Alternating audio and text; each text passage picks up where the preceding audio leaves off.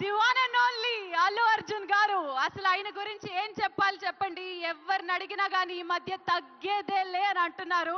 మరి మన అల్లు అర్జున్ గారికి కూడా స్వాగతం, సుస్వాగతం. Hearty welcome sir. Icon star Allu Arjun గారికి సగౌరవంగా స్వాగతం పలుకుతున్నాము. And also we have our rowdy boy Vijay Devarakonda.